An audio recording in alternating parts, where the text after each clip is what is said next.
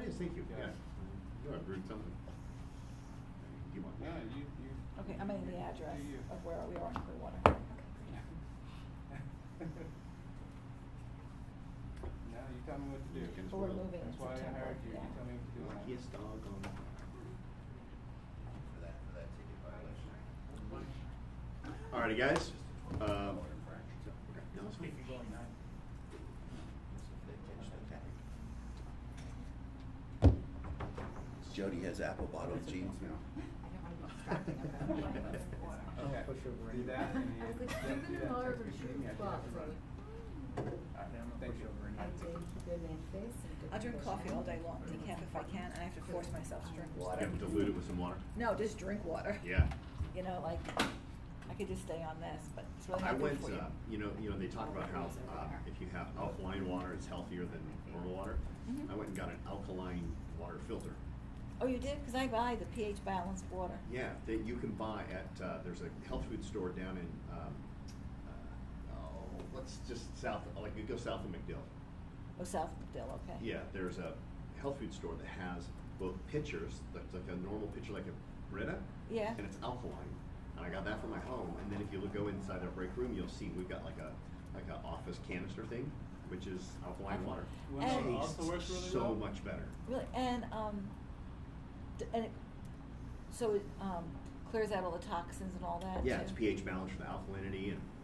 Well, I don't know. I didn't know those ones. pH balance for alkalinity. It also addresses all the toxins. Yeah, this is supposedly the best kind of water you can drink. Well, that's what It I'm just drinking. tastes good. It reminds me of back when I would drink it right out of the hose back in Spokane where we have like She can't glacier have any fed salad. water Well, she and heard stuff. Oh yeah, she's gonna give me the please. Oh, she's got a tooth pulled, so she can't have any food though. Okay, yeah, no worries. It's so much good, but I will tell you, I'm feeling better. Well, Yeah. I just Yeah. started that about 2 weeks ago. Yeah, Alkaline water? 2 weeks, 3 weeks ago I had it. I started to get a cold last week it was, or 2 weeks ago. And I went and got an IV treatment. And What's an IV treatment for that? vitamin IVs injected right into your bloodstream.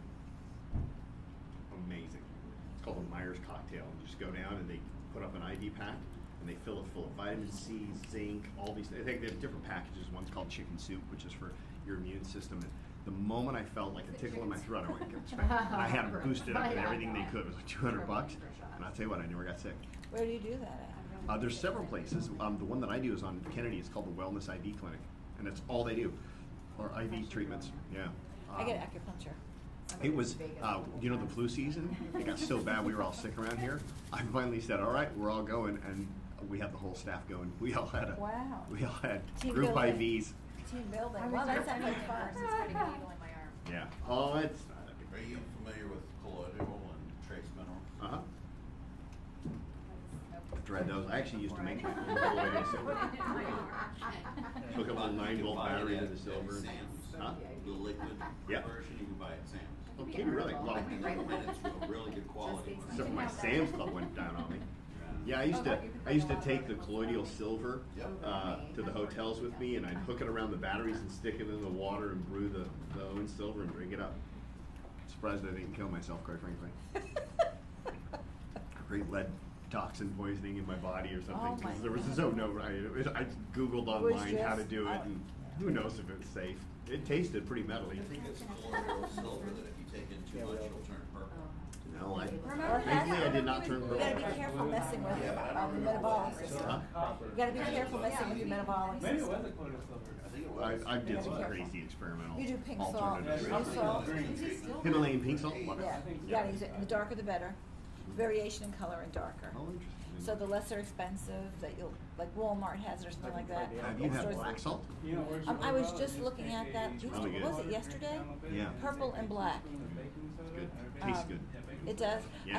I have to limit my salt intake very, because I have Kinda anxiety, like high blood pressure. I have it in my family, so I rarely take salt. Yeah. That's why I only take that. Yeah, that's what I do. I use the Himalayan. I was looking at black and purple yesterday. I thought, well, for what little I use, it has to be really good. Yeah. But the mineral value is worth a It's small worth amount. it. It is, yeah. Yeah.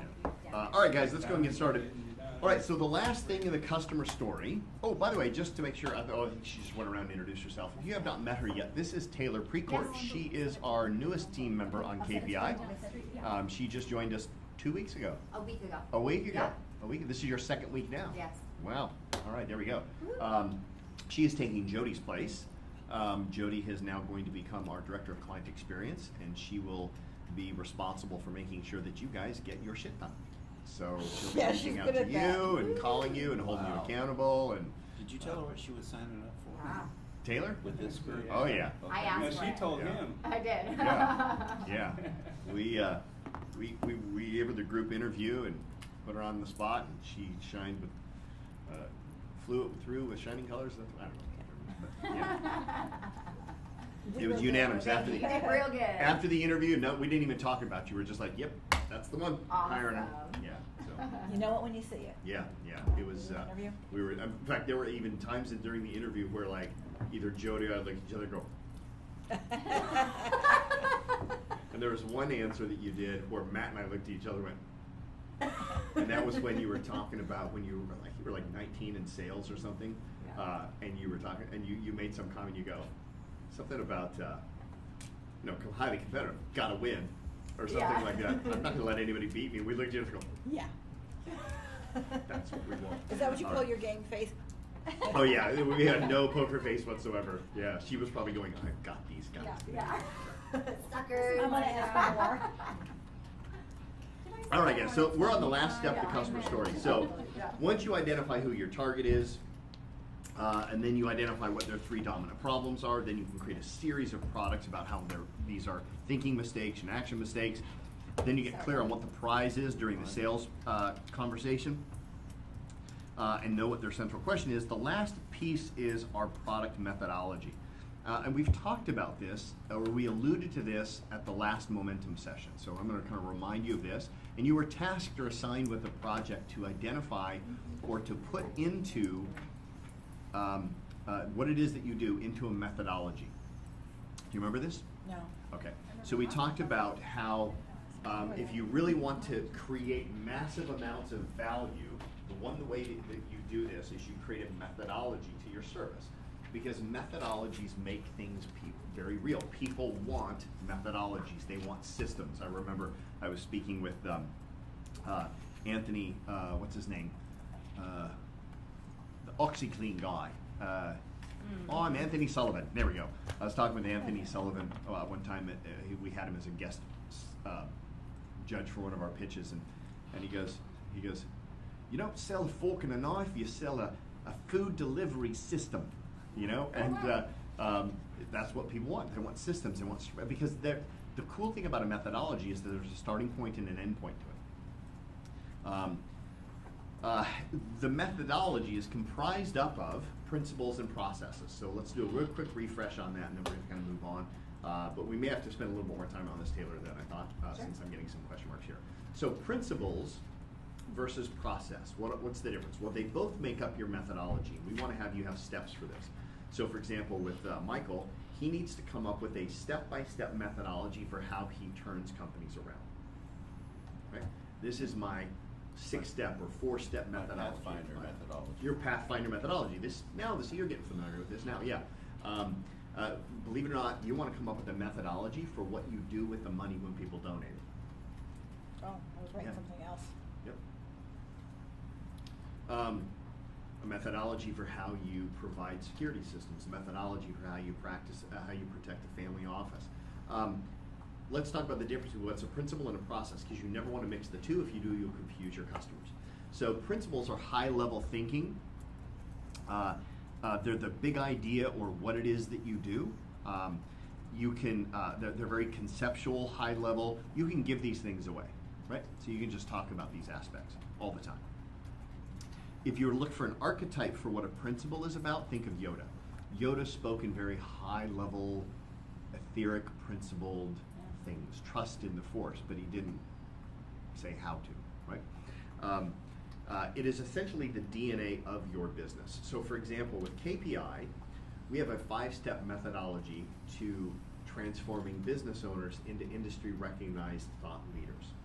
And that 5-step methodology is based upon this concept that the most influential people get the lion's share of the business. And we've cracked the code on what makes somebody influential, and there are 5 things that make somebody influential. The 5 things that make somebody influential are They have clarity through being able to pitch powerfully or perfectly. They have credibility, and they've become a published author.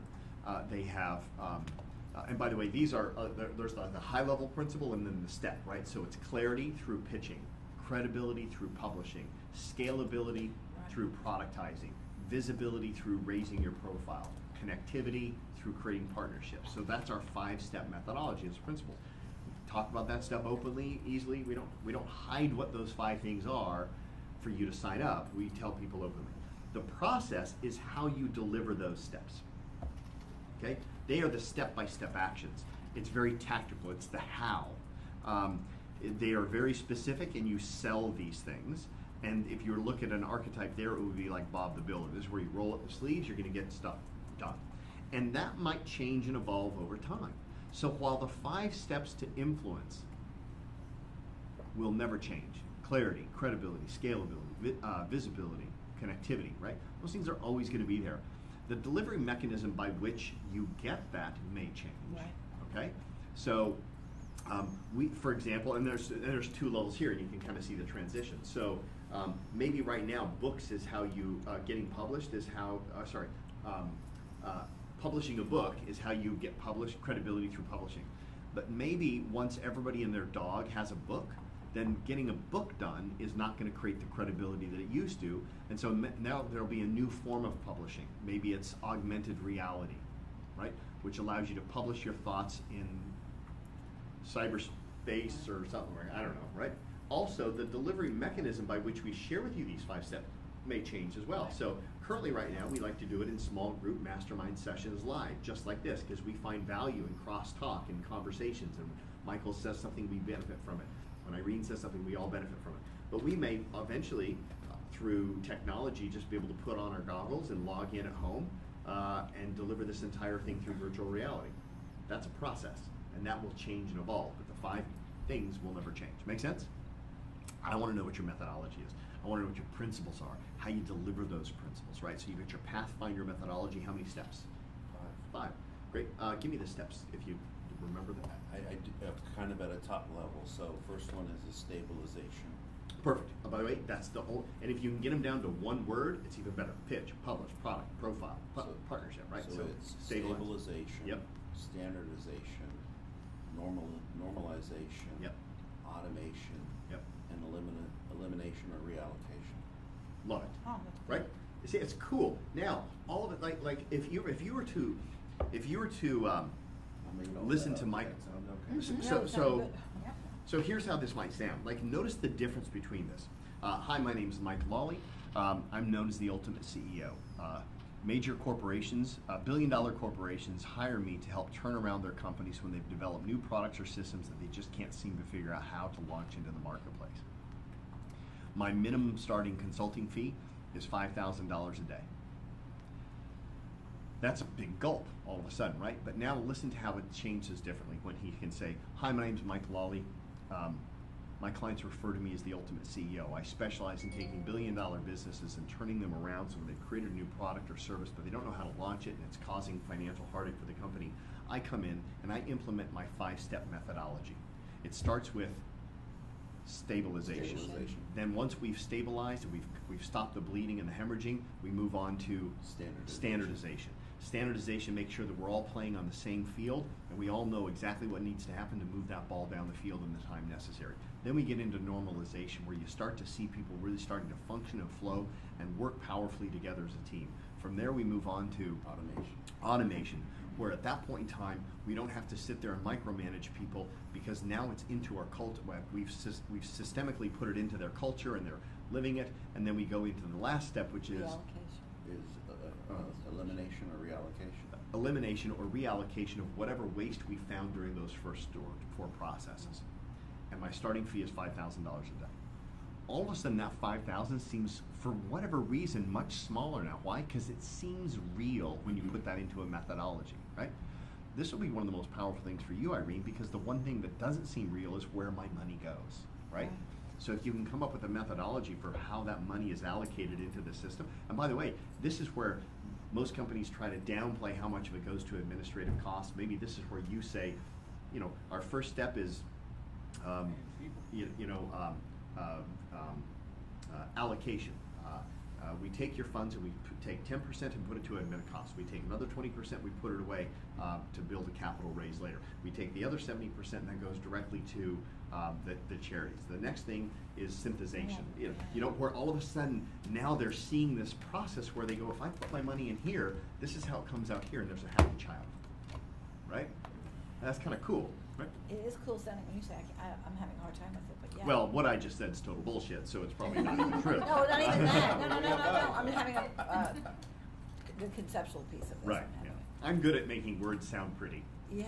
No, I'm trying You to know, you did hit on something that's really important in her world, where people have this reaction when they find out what administrative costs are. They shut down.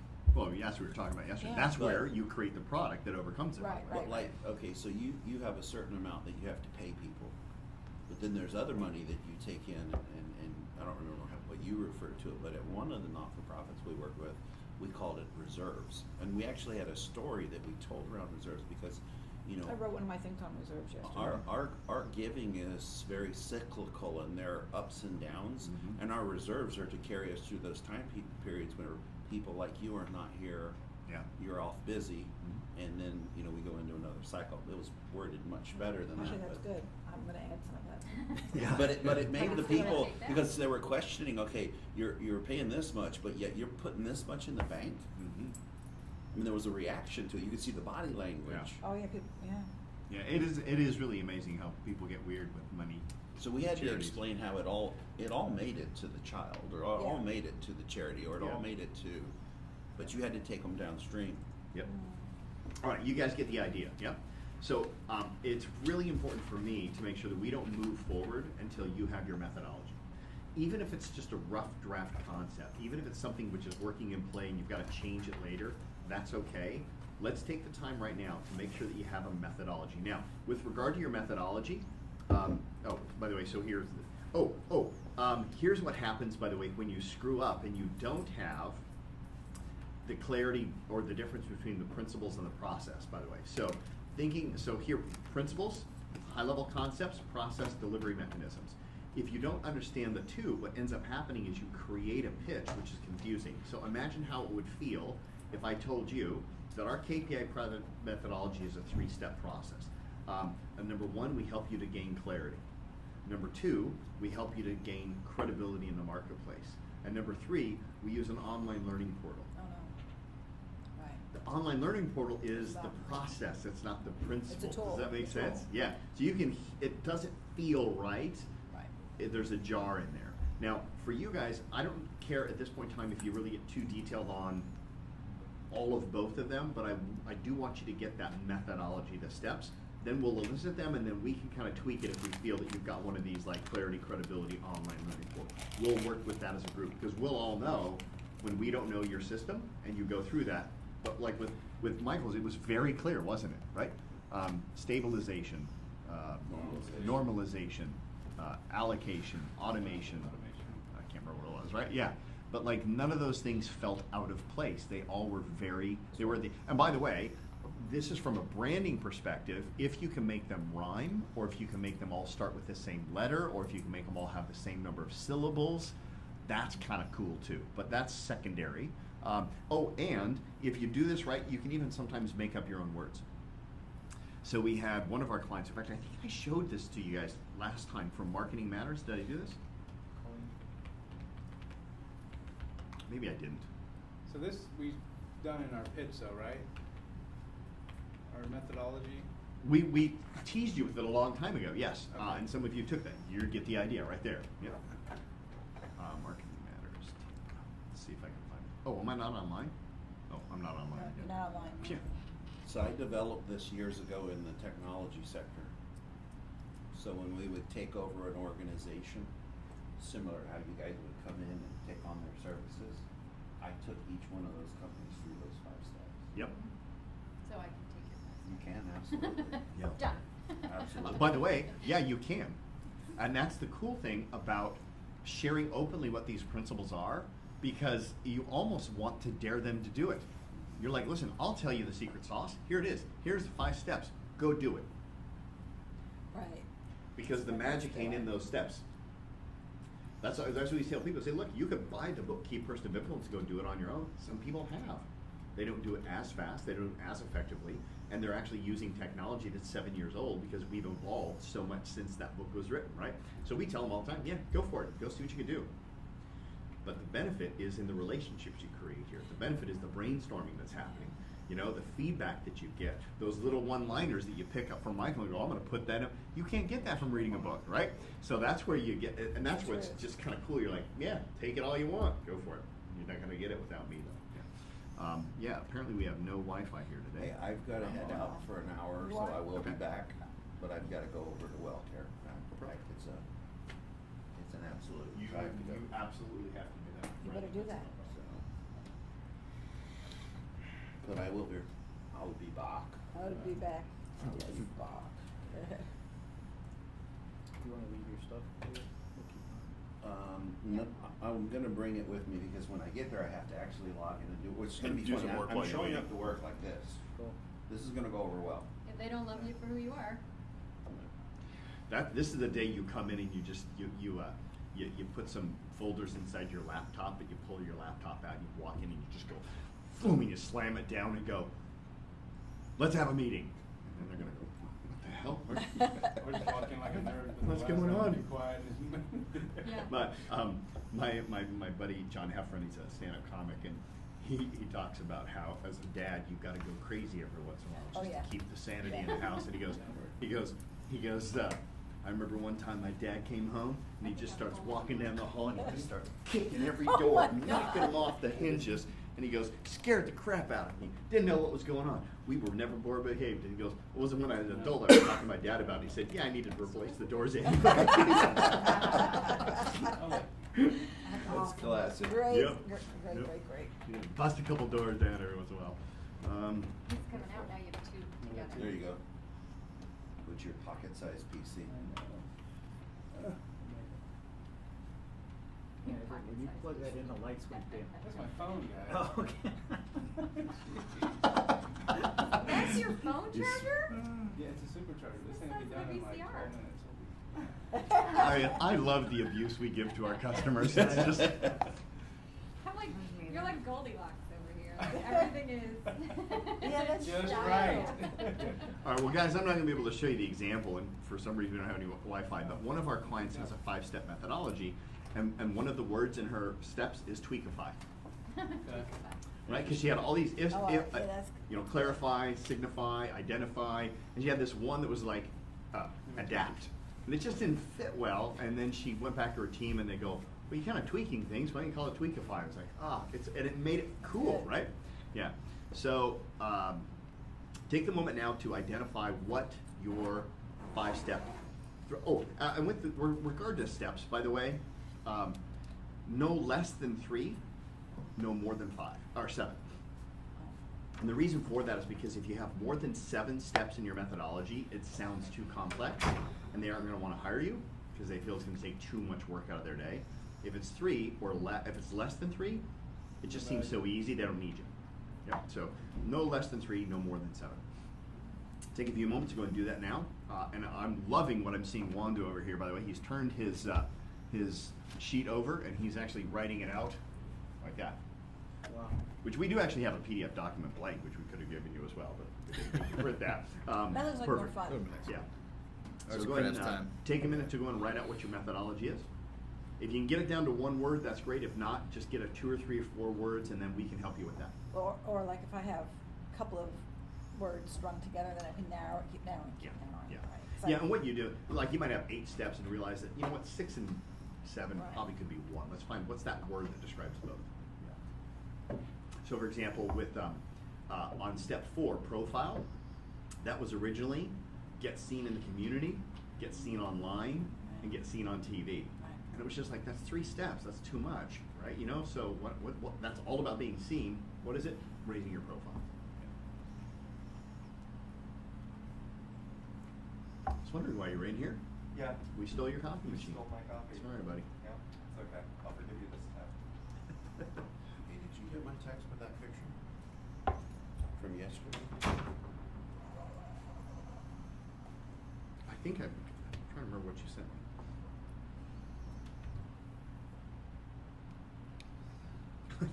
Yeah. I was gonna respond. We actually, we recommend people create a crisis by. It's Yeah, there. You have to do it And now. that, I didn't think of that phrase, Mhm.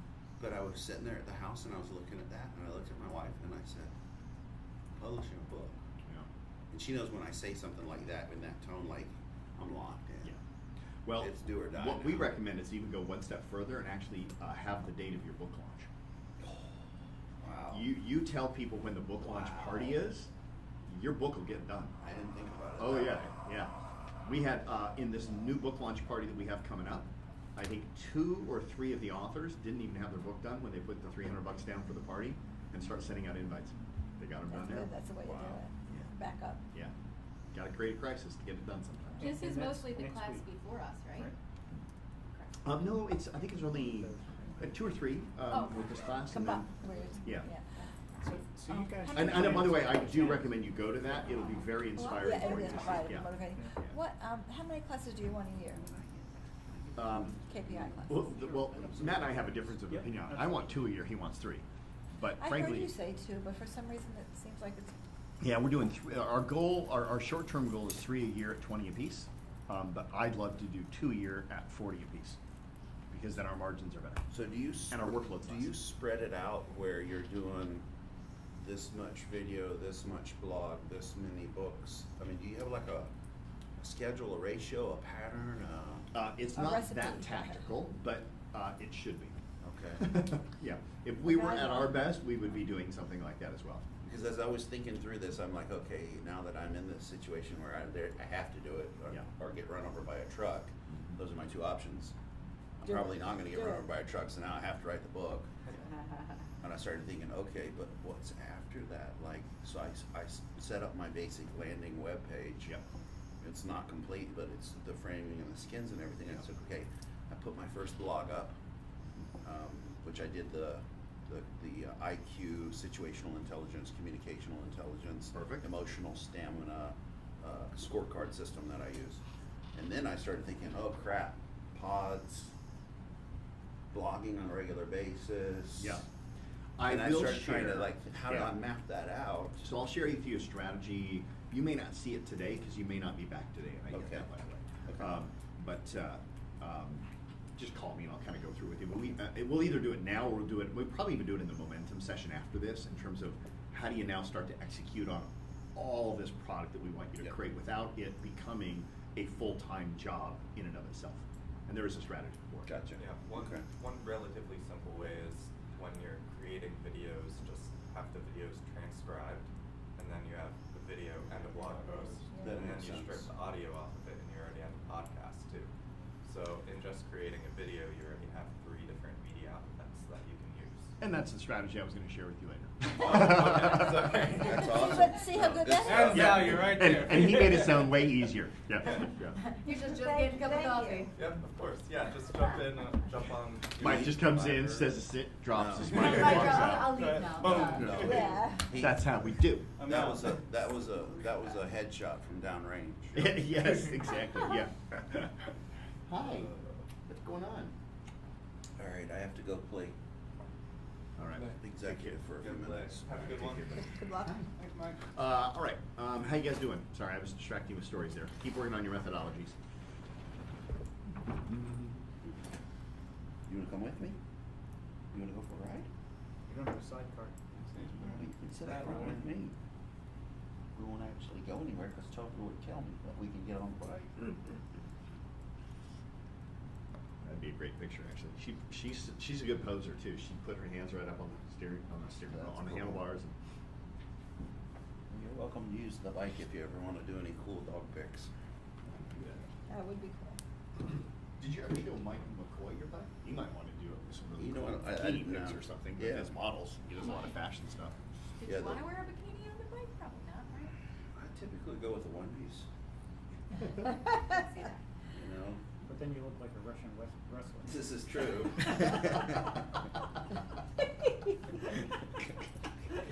Yes. Turn of the century. We sent the blue, I have that blue custom. You've never seen the blue one. Blue custom what? Bike. Onesie? No. We don't wanna know. So a friend of mine calls me up and says, hey, can I use your blue chopper? I'm like, sure. So we ship it off to Atlanta. And then when we get it back, it's been featured in nude magazines. Oh. And he decided to send both me and my wife the zip file with him. Because that's what you do. Because that's apparently Brilliant, just brilliant what you do. too. Yeah. Didn't want it to So be now shady, you're you know? selling the bike 'cause You didn't don't know ever he wanna was be on doing it that? again. That's so funny. Oh, that's gorgeous. What's her name? No, it's the bike. Bike's That's name all blue what? chrome. Blue. Oh my God. So there are 100 pieces on that bike that have been stripped, polished, chromed, and then powder coated with blue chrome. Here, I'll give you a better picture. That's yours too? Yeah, I had this one. I built this for my son, Toph. Oh, okay. Uh, See if I can find mine. Go earlier. So this is when it was featured in Fast and Sexy. God, that's gorgeous. I only tell stories I have proof of.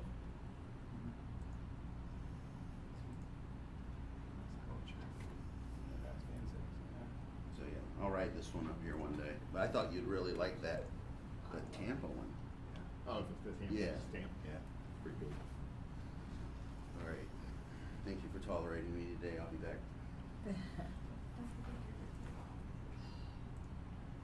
This is what Oh, was. don't lose This that. is what was in my computer. Oh, there's a handprint on the back. And then That's Patrick. yeah, that's a little cute. Oh, cool. Cute. Awesome. The monkey man.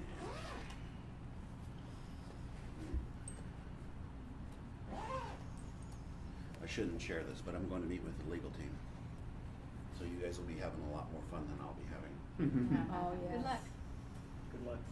No, I'm okay. I was just going to get a question about somebody else. Anyway. Oh, that's no fun. Yeah. See, 3 weeks into a place, and you're already being questioned. See you guys. Take care, Michael. Are you guys done? Still need time? No. I was gonna do version 2, but we'll just go forward and then I'll end up with another version. Let's hear what you guys got. Juan, how you doing? Yeah, good. Trying to figure out the principle to go along with the last one, but okay. So the methodology I rephrased it from shield to armor and made it an acronym. Where armor is analyze, risk, mitigate, optimize, and reassess is the 5-step methodology. Okay. Analyze discovers intent. What is their intent when it comes to providing security? Do they want the perception of security, or do they genuinely want security? Mhm. There's two different things. Risk coincides with vulnerability. We discover what their vulnerabilities are. Mm-hmm. Clarify vulnerability. Mitigate. Really had a hard time trying to come up with a principal name for that one. Mhm. You guys can help me out there, but I just put to block. Basically, to mitigate will be to block Yeah. whatever Mhm. needs to be blocked, defend, something of that nature. Optimize, efficiency, reassess. Maybe you guys can give me one on this last one. So basically, at the end of the methodology, we reassess, make sure everything that we've done is working, and once it's implemented, sometimes you discover that there's new problems or new vulnerabilities that have been developed that weren't there before. Let's Mhm. suppose they had they didn't have an IT system before. They didn't have CCTV systems. They didn't have electronic access controls. We got all that implemented. Well, now guess what? Now we have other things. Well, what about backup systems? What about this and that? So that's where the reassessment comes into play. So what would be a good principle to go along with the What's the reassess? term that they use in the military when they come in and what's the? Where they go get the intel and come back, like yeah, recon? Yeah. Recon? No, it's Yeah. not recon. It's No? Yeah, it's recon. No. Yeah, he's- Well, that's Well, he's that. But I'm going, talking he's about going when when they come back, right? Right. Oh, debriefing. Debrief? Debriefing. Debrief. Yeah. So, or you strategize, you have a debriefing. I mean, because there's a piece of that where you're going to analyze. Here's everything that went right. Here's everything that went wrong. Here's some things that can be different. And so basically, you're starting over square one at the end. Okay. One, first of all, I think it's fantastic. To come up with the word armor is fantastic. Mhm. Come up with words. So even if you can't get all the words today, write what the intent is, and then go back and do synonyms. Yeah. Turn on your computer, do a synonym search, you'll find the right word. Yeah. Roger that. And it works Huh. really, Uh-huh. really well. Yeah. I love the armor. I do mean, too. That's cool. I do too. That's really cool. Fantastic. Thanks. Awesome. Roger that.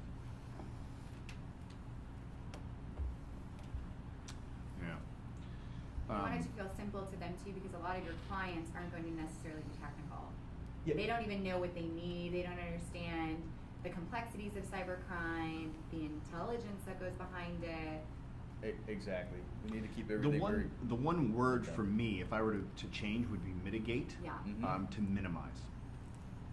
I agree.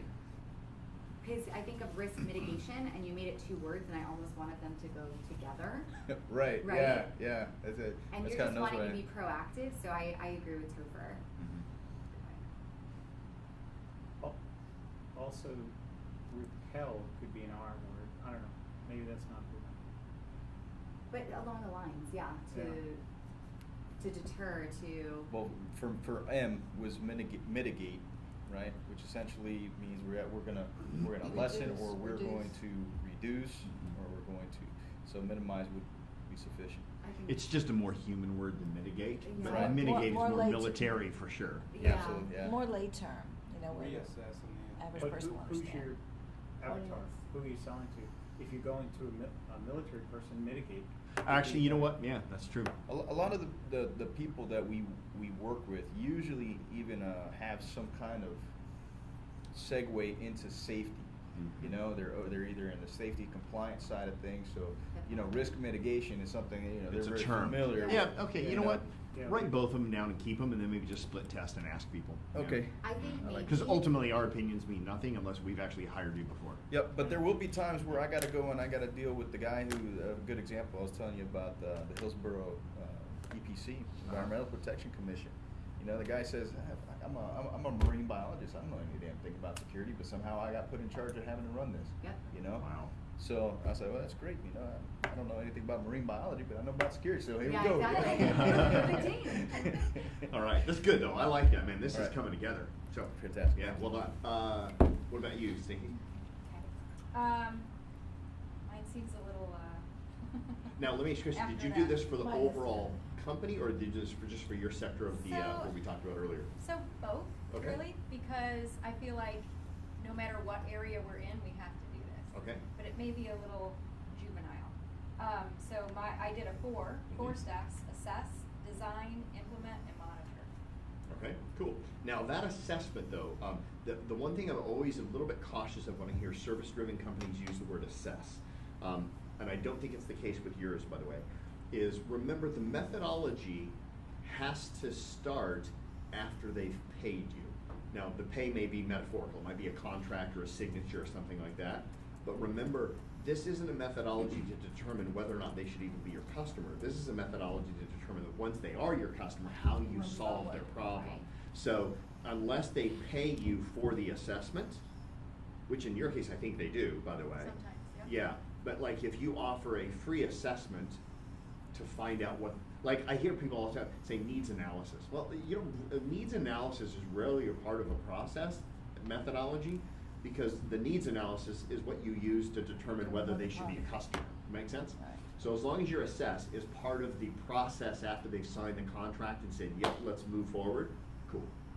But if it's not, I would reevaluate that one. So, Can yeah, throw I probably have to. Something else just as I was thinking of the word Midas, and the S could be for security. If you just reorder everything, Okay? we use a program called Midas that, you know, does, and just the S is security.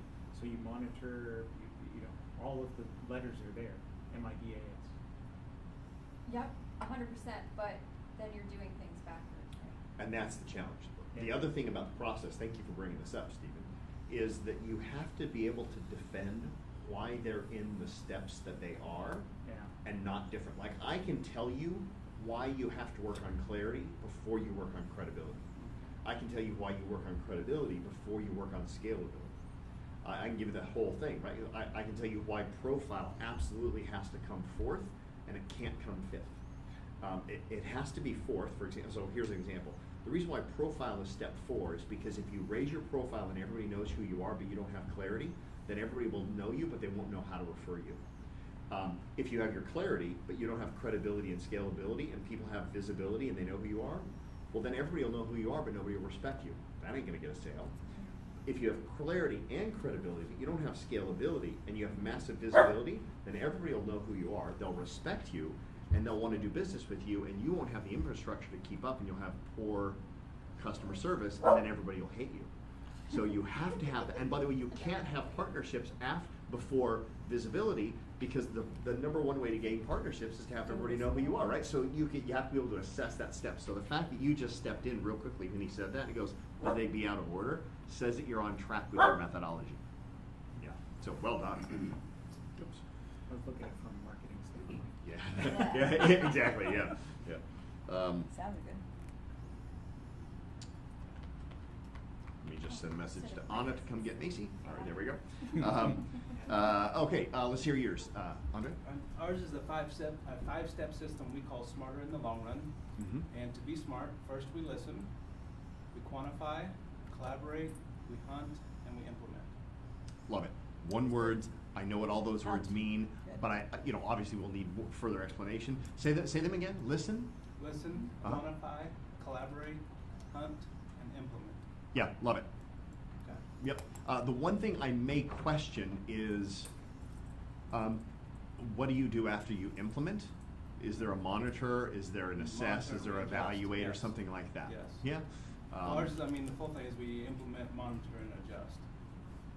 So I took it's my pitch. Here's Yeah. some pieces out of there. Okay, giving those again then real quickly. You said listen. First we listen. Uh-huh. And with the whole sentence, or you Yeah. said, okay. First we listen. We identify and confirm that the plan to preserve and distribute wealth are in line with the family's values. Let me ask a question. Would you do that before or after they say, let's do business? It's probably a part of the process, to be honest with you. Would you do all of that for someone who hasn't yet agreed to be your client? No. I mean, Okay, good. you have a small offering, Yeah. right? But you Right. can't do all that for them. Right. without Okay, waiting. cool. Because when I heard assess, I was like, wait a minute, is that a needs assessment? Keep going. No, I like it. Okay. Yeah. 2 is we quantify any immediate or medium-term cash requirements. Yep. 3 is we collaborate with industry experts on topics such as asset protection, estate planning, and gifting strategies. Okay. 4th is we hunt, expose, and mitigate risk. 5 is we implement, monitor, and adjust. Got it. So on that 5th, you've got that built in. I like it. Okay. Yeah, good. All right, guys, well done. This is probably the easiest I've seen it. Oh, sorry, Irene. Well, no, you can skip me That's fine, so on this Thanks. one. Stacy, did you point me? Goes.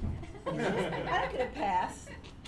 I usually like to go first. I never mind that, but I don't like this at all. Okay. So I have to rework it. But this is my methodology for what we do with donations. Yeah. But really, isn't what we do with donations. When I started writing this out, it's how we get to the point of asking for a donation. All right. And so I wrote, I wrote wordy bullets, but then I started to narrow it down as I was listening. Okay. So identification of a need or opportunity to make a difference, establishing a plan of action, financial commitment to complete the plan of action, Yep. feedback to donors and stakeholders regarding the impact, share results through media. But then I started to do you're bringing it down to the one word. Yep. So I wrote identify, create, commit, implement, evaluate. Great. All of that isn't what we need here, but that is priceless because that will become your new sales strategies for Yeah. how you recruit people. So that's beautiful. We never throw anything away here. It's just at a different location. So I think that's great, but it doesn't tell me how you'll go about utilizing that I'm money. having a hard time with that. So Yeah. I could write this. Great. So Yeah. how do we do this? So this will be good for you guys also, maybe just from an inter-office departmental or how you want to evaluate. One of the easiest ways to do this is we've played with an analogy before where we want you to walk through the process of buying me a cup of coffee. So here's where that metaphor came from. So Starbucks, interesting story about Starbucks. They did an analysis of their profits. This was years and years ago, probably before they were even in Florida, by the way, but since I'm from their hometown of the Pacific Northwest, I've been familiar with Starbucks for a very long time. Starbucks was losing 30% of their sales through people walking out of the door. And the reason for that is because what you would do is you would go up, you would order your coffee, then you would go to the next phase where you would collect your coffee, then you go to the next phase where you would pay your coffee. Oh. So they had a 3-step methodology: identify, order, pay, or order, receive, pay. Well, after they started to analyze this, they realized that once people ordered the coffee and they got their coffee, they can just walk right past the person paying for so people just dining and dashing in Oh my Starbucks up in gosh. Seattle. Yeah. So what they did is they flipped their methodology around to where now what do? You go up, Okay. you order, you pay, then you receive, right? And all of a sudden, their margins jumped up, or their sales jumped up 30%. 34%, if I'm not mistaken, was what the actual number was. I could be making that up, probably am. But it was an astronomically high number of people in Very Seattle stealing significant. coffee all the time, right? And you might sit there and go, well, how is that possible? But Because remember, they're all too stoned to remember to stop it. well, yeah, you have to understand the culture of No. Seattle, and if you've never been there, there are literally coffee shops inside banks. You cannot walk one block without hitting a coffee shop. They are that dense in that area. And Like heaven on earth for me, but yeah. yeah, they love their coffee up there. We've got Seattle's best coffee. We've got Right. Starbucks. I mean, we got all of them. So, all right, cool. So let's walk through this. So walk me through a cup of coffee. So I'm a donor. I come in and I go, you know what, Irene, you bet. Let's put me down for an annual contribution of 10 grand or whatever, right? Now, what happens to that money when it gets out of my bank account and into yours? Well, can I ask you a question Yeah. first? So like, I'm being very literal. When you say, I want to make a donation to the children's home, and that happens. People Yeah. just walk in and say that. And so we sit down with them, we have a cup of coffee, we sit down with them and say, what are the things that you're interested in? We explore with them what their interest and intent is, Uh-huh. and then we talk about a match. Yep. Because that's the ethical way of taking a donation. Yep. So are you talking at that level, or are you talking about more of the account? Because you were going more like the accounting kind of Yeah, process I'm talking piece. about like not even so much the accounting as much as the allocation of funds, right? So allocation. Once Okay, that's I different, agree to yeah. become a donor, however that looks, whether it's a one-time transaction or an annual contribution, or maybe even being a board member, right? Because all that's going to be happening in the needs assessment in that coffee. Right? Once I say yes, you're my chosen charity of choice. What I want to know is now what happens to that money, right? So it comes in and it gets deposited into the bank. How, at that point in time, does it get into the community to be used for good? That's kind of what I'm looking at. So if I were to look at it from a high level, and you guys help me out here with this as well.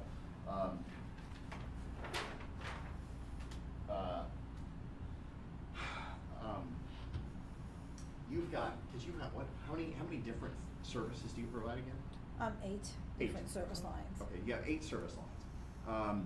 All of the money goes into one account, essentially, metaphorically here, I'm assuming, right? So Yeah. people donate to Children's Home Network.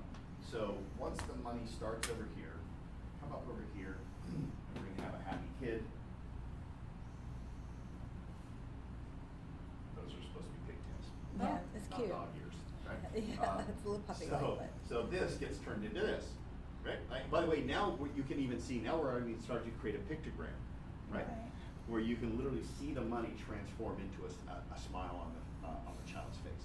We talked about this earlier during our first board meeting, is how do you measure the results? And we talked about McDonald's talks about 3 billion served. Could you talk about 5 million smiles or something like that? Like, how do you How to convert goal, that? like Because while that doesn't seem overly ambitious, that's awesome. To give a child who's abused or traumatized, just to have them smile is such a huge win, right? To have a kid giggle, right? You know? And by the way, maybe all of a sudden now I don't want to build the methodology around the marketing thing, but like, could you have the word smile, 5-step, Yeah. you synthesize the money, you measure it, you allocate it, you lose it, and then you Yeah. ask for, I don't know, Yeah. whatever. Like, but where would this thing go? So you have this process, and by the way, this might be, especially for you, it might be slightly contrived, because at the end of the day, it's a fairly simple thing. The money goes in, and then you guys do whatever the hell you want with it. The reality is, right? Kind of. Yeah. Okay. Kind of. So the first thing that happens is, I don't know. You tell me. So how do you guys go about deciding where that money goes and how it gets distributed? Well, that's what I actually did there, is that we don't ask for a penny until we identify a need. So so this is interesting then. So do I then? You might be creating the culture of entitlement or bossiness just in your process. So I get to tell you where I want my money to go? No, we tell you what we tell you about the identified needs. So you tell me about the 8 Match. channels, Yeah, and then do I get to determine which channel my money goes into? in some cases. Why not all? because there are times where one of those programs takes priority, and then we're talking specifically about that program. This is interesting because Yeah, you talk about how one of the frustrating things is that people they feel like they have a right to tell you where their money goes. Kind of seems like you're giving them permission to tell them where it goes. Okay, it's two different levels. Okay. So one level is the appropriate level, and what I'm describing, at least in our mind, is that we have a menu of 8 service lines. Yes. Of programs. Uh-huh. And we know how much we have to raise for each one and what the deliverables will be for each area. And so when we talk to a donor who we don't know, we talk about what we have going on, all 8. However, if we have a pressing issue, right, something that we have to raise to the top, we'll say, we offer 8 service lines. However, we have been focusing on the last quarter, and we're seeking additional donations is for this particular area. Let me tell you about it. So we can direct them. The part that we have a problem with is a donor will come in, and this is a real story. A donor out of Chicago came in, was looking for a charity, and said, I want to put a garden in, and I'm willing to give $10,000 towards that garden, sprinkler and all that. He goes, I want to put a garden in at a place where children are. And he said, I Googled all over, and I want to do it here at the children's home. And my staff say, okay. And then I have to call them up about, now you're like, great, for a 30 days $10,000 donation for a garden, we have a $15,000 a year expense for hiring a gardener, Exactly. botanical specialist, all it that was stuff. ridiculous. I called them up, and we turned his $10,000 into something else, into supporting a game room, Yeah. which is what we really needed. Yeah. But, so that's the part when people are so specific, it's like, All right. can't do I've that. got 2 of your steps based Okay, upon go what you ahead. said, okay? And just knowing your Help me. business. So one of your steps, and I'm going to throw it in the middle here, Okay. is your 8 channels. Yeah. So at some point in time, you determine where that money goes into those 8. Okay? We'll come up with a label for that. You also have another step, and it's right over here at the end, which is measurement. Right. Yep. Because one of the things that make you guys unique is you have how many? 145. 145 metrics by which you measure the effectiveness of the money given. So I know right now there are 3 steps here, and there's some sort of a holding pattern for the money. What? Or distribution. It's called restrictions, right? Restriction. Okay. That's when we're trying to figure it out, and timing has to be right. That's where the accounting comes in. Yeah. So the money comes in, That's and it sits ethical. in this kind of like almost like it's almost like in probate, or it's almost Right. like kind of like in this Yeah. this thing. And then there's probably a step here. I don't know whether this is a meeting of the minds or this is some sort of some sort of an analysis or Mhm. or community need, something, I don't know. It's, right? it's identification. Yeah, and then there's the allocation of those funds, and then there's the execution, right, of those funds, and then there's the measurement. So I would guess that you probably have a 5-step process here, kind of quickly putting this into where the money comes into a reserve, then there's some assessment in the needs of the community and where those kids need to have their services based upon what's going on. I mean, for example, like when we had the hurricane, you all of a sudden had to move, how many kids?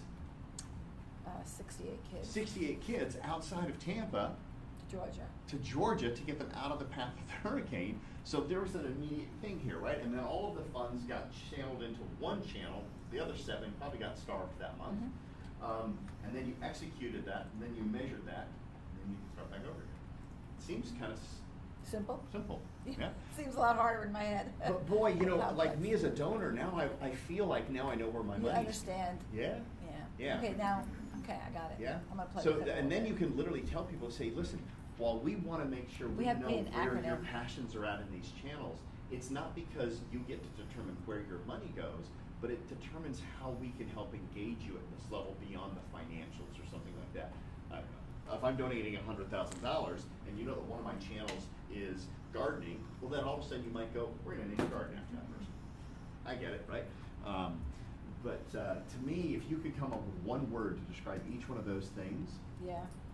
you've now created a methodology for how the money gets used appropriately. And by the way, Thank you. and this part here also could probably, for example, I would assume that there is a cut right off the top for administrative fees, right? What percentage is that? We're at 14%. So you take 14% right away, Yeah. boom, and that goes into admin. Okay? And I don't think you should hide that. Frankly, I think you should increase it to 25. Well, but that's because I've seen that video, and I now understand the benefit of actually making sure that the administrative costs are covered and people have a good life and they're happy and they don't feel like they have to starve themselves just because they work for a nonprofit. But so there's something in here about, you know, you split the funds or you allocate, I don't know what it is, but then there's an analysis and then it goes to the it's assigned to the channels. That's what I was actually thinking, it's assignment, Okay. even the 14% is an assignment. Yeah. Well, actually, we only do 10% of donor. We do 14% for government contracts and 10% for donor. Oh, okay. Make it 15 for both. It'd be a lot easier mathematically for your accountant, wouldn't it? Our federal rate is 16, but that's not on Yeah, it. you get the idea. So, Yeah. all right, cool. I think you've got Okay. it though. All We right, don't have I'll one-word play names. with this. Play around that. I would go back to your Thank board you. and just say, guys, here's what we discovered. We've got 5 steps that this money flows through. It starts in this reserve. We do some sort of a community assessment. Then we allocate the funds into the channels. Then we execute on that through the funds, and then we assess through the metrics. I love it. Simple. Thank you. Yeah. All right. Cool. Appreciate that. Alrighty. Now, having said that, if you can get it down to one-word labels, it allows you to communicate it very clearly and succinctly with what you do. So that's why you have pitch, product profile, that kind of thing. Let's see here. Oh, well, that was just a sample. Now let's get into the meat of this. So now, once you have your 5-step methodology, here's where we're going to take all of the information from yesterday to the information from this morning. We're going to all put it together. We're going to spend, well, we only have 15 minutes for this one. The whole next segment is going to be dedicated to this piece. So, I keep pointing to this thinking it was on screen. My apologies. Let me bring this up here.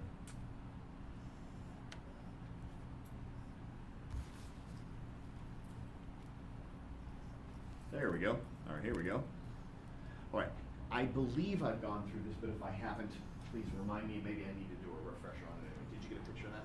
No, it's closer. Yep. So let me do that now. So, have we gone through our ascending transaction model Yes. process? Cool.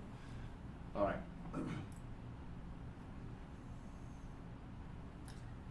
Yep, no problem. So,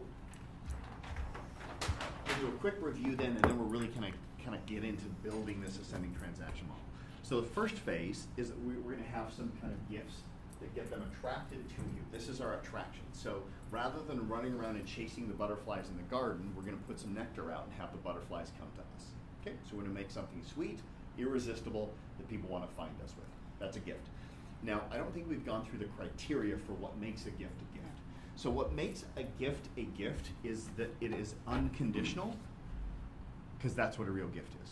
I remember I had this, I was in a very unhealthy relationship one time, and my girlfriend bought me an exotic bird. It was this beautiful Moluccan cockatoo, gorgeous thing. His name was Wiley. He was awesome. She gives me the bird, and I already had another cockatoo named Boomerang, and she was very insecure in the relationship. She goes, I want to give you this bird for your birthday under one condition. If we ever break up, I get Boomerang. What? Yeah.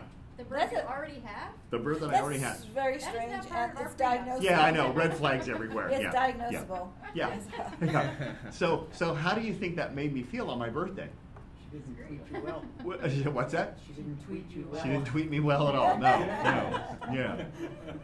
Like that was just like it was literally the shittiest gift I've ever got in my life. Yeah, she right? took all the fun out of the Yeah. gift. Oh, and by the way, she had already given me the bird, so I'm holding Wiley. I'm in heaven because we'd seen this bird and hung out at the pet store with it, you know. And then she's like, "Now I give this to you with one condition: that if we ever break up, I get Boomerang. You can keep Wiley." And I'm like, "Well, now I've got the bird. I don't want to give it up, right?" So I just lie to her and I go, "Fine," you know. But I'm like, "Going to hell." You can right? issue a trespass warning. Change the Yeah. locks. Yeah, change the locks. Then break up with her. Yeah, no, it was a very crazy unhealthy bad. relationship. Yes, I can tell you stories. So what happened? Huh? What happened with the birds? Well, what happened was I called 911. The police were on their way. She grabbed Wiley and ran out of the place Stop. The new because she was about to get his arrested for bird. assault. No, So- Boomerang. Oh, Boomerang's your bird, you're Wiley. No, Boomerang, I kept him. And wait, hold it. So she ran out with Wiley? She I had she it. literally grabbed the cage. Wiley's on the cage, and she's running out to her car because she knows the cops are on their way to arrest her for assault. She was a violent woman as well. The alarms were there. There weren't the bird even not red gonna fly flags. away? This woman actually had those you know those things that the airline people on the runway thing to wave you through? Yeah. She literally had that many signals that I ignored. So. Oh, that's such a good story. So, but a gift is like, so when I ask people, I say, if I go to your website, could I get a free gift? I ask this of entrepreneurs all the time. The majority of people say, yeah, I can. But when you go and you have to download this free report, get this free test or something like that, and the moment you click yes, I want it, if they ask you for something like your web address or your email address or something, that's not a gift. It's exactly like giving them a bird and then saying, by the way, if we break up, I want boomerang. It doesn't feel good, right? You guys have had this happen to you, right? Where you're like, and what do? You enter a bullshit address, bob@leavemealone.com or something, right? I just want the free date, right? Yeah. If anybody owns the email bob@leavemealone.com, trust me, they hate me because that is my default fake address that I do. So it doesn't feel good. It creates a well. But here's the weird thing: as bizarre as that is of a behavior, we tend to forget that when we create our own website because we listen to our web experts. They go, we have to have a trapping mechanism for their. So listen, I'm all about data collection, but I'd much rather have accurate data collection, not fake data collection, right? So our thought process is very simple. You give away all of the gifts with no conditions whatsoever. And then, as a result of winning them over with the free gifts, that's when you get into the data collection. So you do the data capture before they move on to the next phase. The next phase are products or prospects, which at this point in time you can say, listen, if you want any more, it's going to cost you something. It's going to cost you your name or your email or maybe even money or something like that. And we call those products for prospects or P for P. Yep. In order for you to get this, there's an exchange of energy. Might be money, might be contact details, but that's okay. So what we want to do is we want to create a series of gifts that are so good, it makes people want to continue the journey further. And the journey is an invitation where you say, listen, if you've liked this video, or if you've liked this paper, if you've liked this blog and you'd like to learn more, I created a report called the 15 steps to this, and all you have to do is provide me your email address and I'll send it to you along with this blah, blah, blah. And that's okay once the relationship's there. But boy, that first thing, it's like inviting you over to somebody's house and going, hey, can I get you a cup of coffee? You like coffee? Can I get you a cup of coffee? I bring the cup of coffee and go, there you go. That'll be $2. It's like all of a sudden you're like, how can I get out of that house as quickly as possible? That's what people, how can I get out of this website as quickly as possible, right? So with regard to the ascending transaction model, we give a gift, then we ask for their information after we've earned it, then they move on to the product or prospect. And now, at a product or prospect, it's essentially a do-it-yourself. We're going to give them our secret sauce. You're going to tell them, here's what you need to do to keep a secure place. First thing you're going to do is you're going to assess, analyze. Then you're going to evaluate your risks. Then you're going to mitigate those risks. Then you're going to optimize your security and then reassess after it's all done. And you give them the step-by-step plan. You show them exactly what needs to place. And you tell them exactly how, here's the personality types of the people you want to hire. Oh, and by the way, don't forget this. You're going to have at least a $15 million insurance rider if you want to hire somebody for your security. So your current insurance policy that you have probably is a $1 to $3 million umbrella policy. That's not going to cover security personnel, especially if they're armed. So you need to do this. Oh, by the way, if you want armed security, you also got to need to do this. You're going to have to go and file with the federal government. You're going to have an audit. That audit's going to cost you about $15,000, right? And you give them all the steps in order for them to hire, right? And what you're doing by giving them all of this detail is you're doing something very unique. You're having them appreciate just how valuable you are. Because now all of a sudden, if you look at the price, the value just keeps getting more and more and more. If I see that you're $2,000 a month for security personnel, in the beginning I think that's pretty expensive, but now that I realize I got to pay $15,000 for the certification, I got to raise my insurance premium to this, and all of a sudden I started going, wait a minute, holy crap, I'm only paying him $2,000, but this is worth like $7,000 a month if I were to do this on my own, right?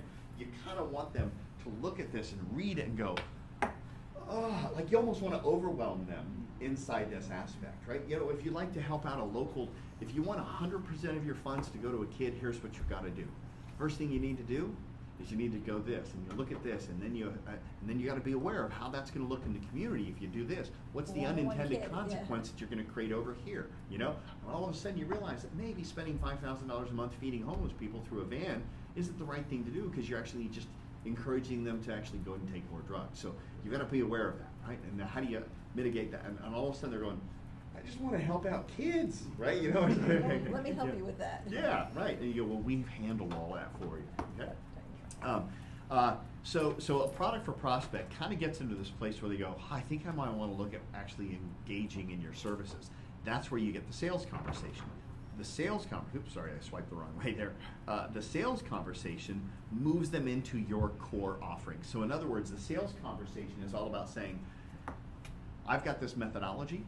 This is how this methodology works. And if you want to move forward, this is what we're going to do with you. Now, unpacking all of this up to this point here, I think every one of you had a free gift with KPI. It was called a CEO Social. And when you came to the CEO Social, we didn't ask you for anything. Now, we did actually have some contact information because, well, we had to invite you, right? But we didn't, there was no strings attached. In fact, when you came in for our strategies, our CEO Social, here's what we probably did. If it was me running it or Matt, probably sat down like this at this table, if it was at this table, and we did something like this, go, hey guys, thanks so much for coming out to our CEO Social. Listen, before we even get started, I want to share with you that the book in front of you is our gift to you. And I gave you a gift. And I said, by the way, this place is it's actually catered by Siam Cafe. We got some great food over here. Help yourself to that food. We'd love to have you enjoy Gift that. number 2. Right? Gift number 2. And I go, by the way, we're also sponsored by Three Daughters Brewery. Inside that fridge, we got more beer that we know what to do with, and we also have some wine. So help yourself. We don't have wait staff here, so while people are talking to you, just get up and help yourself. Enjoy all the free beer, the free wine, and the free food that you want. Right? So gift. And I'm not asking for anything in return. Yeah, right, yeah. But then you have a 2-hour experience with us where you get to meet people and you get to have a really cool conversation about your charity or about your business and what you do, and you get to learn more people. And all the while, Jody and I are sitting there going, hey, introduce on to Rob. We got to get you in touch with Rob. Oh, hey, we can put you in touch with Alex. You know, and this, in fact, we even had Claire here from Crisis Center. And across the table was Alex from Yummy Marketing, who was actually looking to have his corporate charity. Just through coincidence, that day they teamed up, and now he's one of his corporate sponsors. This is before we met you. Yeah. So all this really cool stuff happening, and at the very end, what did we do? We had an invitation. We said, you know what? Hey, listen.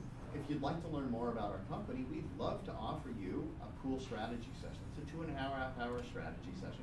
We would normally charge $750. But for a $75 donation to a local charity of our choice, which is Combat Wounded Veterans Challenge, I think it was at the time, you can come in, you can have this meeting. So now what do? If you want this, pay us. So this was our product for prospect called the strategy session. You paid $75 to get in on that strategy session. Now we could have not tied it to a charity. We could have just simply said, if you'd like to learn more, we do an assessment, $750, or for anybody who'd like to register for that this evening, we'll just do it for $75. And we could have pocketed the 75, but we want to have a social component to our business. This is a fun way, and it really just kind of minimizes any of the whole, oh, I feel like they're selling me thing. It makes it just kind of a cool, feel-good process, right? We had a guy at our last CEO Social Reunion, we just come up and go, can I just donate some money to Feeding Tampa Bay? I don't even want the strategy session. And we looked and we said, well, no, that's not what this is about, but here's the number, you can call them and donate it on your own. Right? So it's just kind of a fun way, but that's our product for prospects. So then when you came in for the strategy session, we did a product for prospect, gave great value, elicited your business, found what the challenges are, talked about how and then we had a sales conversation. And that sales conversation led into the notion of signing up for our core offering called Key Person of Influence. And now you are right here in step 3 of this whole process. Did you guys get that? That's what you want to do with yourself as well. It's just have this natural transition where it flows nice and easy. Now, in terms of allocation, what kind of time frames are we talking about here? If we were to look at some averages, once again, you're not defusing a bomb here, okay? So there's no right or wrong way. But if we were to look at that, here's what we would tell you. Here, you want between 2 to 3 hours of remarkable content in the gifts section. And then here, you want to have another 2 to 3 hours inside the product session. Product for prospect. The reason for that, and by the way, you want that split up into multiple different channels, okay? Ideally, combined here, we're looking at about 7+ hours of information in this phase before you're asking them a closing question. Why is that? In fact, actually, the system that we recommend is what we refer to as 7-11-4. 7 hours, 11 touch points, over 4 platforms.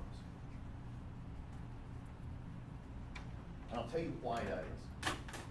And I'll convert this into a paralleled example, a little bit crass, but I think it drives the point home. So, if we were going to date, right?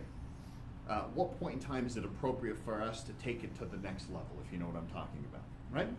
What time frame would that be, okay? The 4th date, right? We have these social rules, don't we? Right, yeah. You know, what's the appropriate time before we start sleeping with each other or whatever, right? So there have been statistics and studies out there in terms of what it is. And on average, it is a 4th date, right? So there's 4 platforms, right? So now how this, using a very crass method, we would need to spend at least 7 hours together before it gets intimate, right? But could you imagine if we just went on one date for 7 hours? Still not gonna seem that well, right? But if we went on 7 dates that were 1 hour apiece, would that feel like we've known each other longer than just one date for 7 hours, Yes. right? So it's not necessarily all 7 hours at once, it's split up over a period, right? And the reason we say 11 touch points is would be, could you imagine 7 hours split up over 11 different times? 11 dates, 7 hours. First off, those would be very short dates. But now, though, all of a sudden, if we had 11 different experiences Best friends. for a total of 7 hours, we're going to feel like best friends, right? So now, what do we say? Well, so platform is the platform is the communication technology that we're using, right? Could be texting or. Yeah, right. So it could be hours of texting over the message. It could be hours of talking on the phone. It could be video conference. It could be having a live a personal date, right? So platform could be going to a movie, going to dinner, doing unique different things. You also wouldn't be that impressed with me if we went out 11 different times and every single time we went to the same mini golf course. You're like, oh, right? I just feel like I'm playing the same thing over and over again. So the whole idea is you stretch it out. So what we do is, if you look at our whole process here, the gift, 2.5 hours of that. And then what do we do? So that's 2 of the 4 hours, and that's 1 touch point, and that's 1 platform called the live thing. The next day you get an email. That's another touch point on a different platform. About 3 days later, you get a card in the mail with a picture of the event, old school style, which is a different platform, right? Then maybe you'll have Jody all of a sudden call you up and interview and ask you out to a coffee or to a lunch. Another touch point, another platform, right? So we try to shake us up and make this as unique as, hey, call you up, hey, I wanted to give you a referral. Just over the phone, that's the same platform that we had earlier, but now it's for a completely different thing, giving you more gifts or something like that, right? The whole idea is this is a courting process, right? And it's done in an ethical way, but it's done in a creative way, which creates this feeling of we've been together for a very long time. Here's a great example with Juan and I, by the way. We had the exact same touch point and the exact same platform for 3 months in a row and didn't really know each other very well, right? It was the same thing. Mayor's Neighborhood University, that's how we met every time. But it wasn't until we changed the platform, had them come in for a CEO social, that all of a sudden now we're starting to get to know each other a little bit better than just this casual passerby at Mayor's Neighborhood University. Make sense? Yeah, so you split it up, change it up. Get strategic with this and think of what are all the different ways you could touch them over different platforms. That's why we actually take an old school picture. And by the way, it's amazing how many people have gone to our CEO socials and taken pictures of the picture with the card and posted it online going, I just got the coolest thing from KPI. I attended their CEO social a couple of days ago and they sent me an old school photograph and an old school thank you card, and like, how has that become novel, right? It's like this cool thing to get a thank you card in the mail with an actual old school photo. We did it very specifically because we wanted to create a completely different platform. Make sense? Yeah. All right, cool. When we get back from lunch, we are going to show you how you reverse engineer from your core business to develop the right products which naturally flow in here, and then develop the right gifts which naturally flow into that, because you want to reverse engineer it backward. So, having said that, it is time for lunch. Anna just came in to tell me the noon block. So let's go to lunch. We'll be back here at 1 o'clock sharp, and we will start building our ascending transaction.